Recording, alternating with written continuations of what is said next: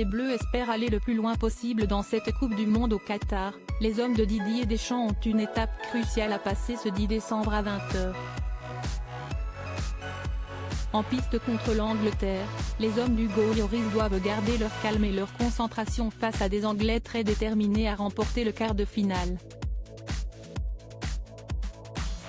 Pour se détendre avant les matchs, les joueurs de l'équipe de France possèdent plusieurs rituels, comme le raconte le Parisien de ce jour.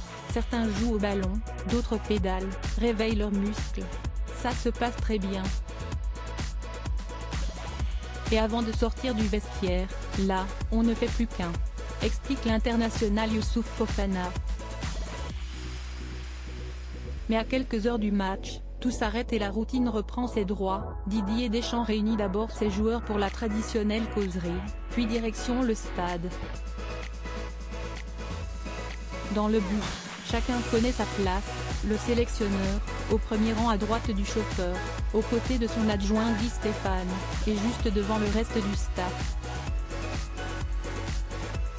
Le meilleur buteur du mondial sur la banquette du fond, comme c'est le cas aussi au PSG, relate le Parisien.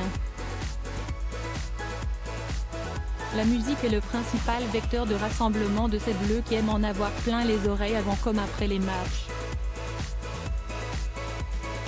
Dans le vestiaire, sieste-t-il la découverte des équipements, chacun son casier, ses affaires et ses encas.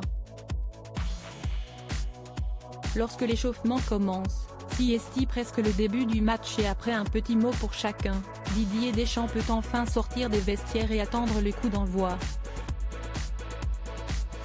Coupe du Monde 2022, les proches des Bleus présents dans les gradins en soutien les Anglais provoquent les Bleus comme à leur habitude. Les médias anglais aiment chahuter et déstabiliser l'adversaire. Le journal The Sun a profité de l'occasion pour venir narguer les supporters français et plutôt les Parisiens sur leur propre terrain. Le tabloïd a financé une campagne d'affichage de visuels géants sur les murs de certains bâtiments dans des quartiers emblématiques de la capitale. Au revoir les Gaulois, 3 lions rugissent sont autant de slogans que les journalistes de The Sun ont trouvé amusant d'afficher en grand dans les quartiers du Trocadéro, ou partout du côté de la Tour Eiffel, ce 9 décembre au soir.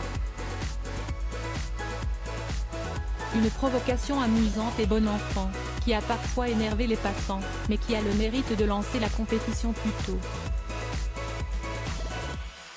Plus de sourires que de mal dans les rues de Paris, les habitants restant confiants dans les Bleus de Didier Deschamps. Crédit photo, Zoom après ce best image.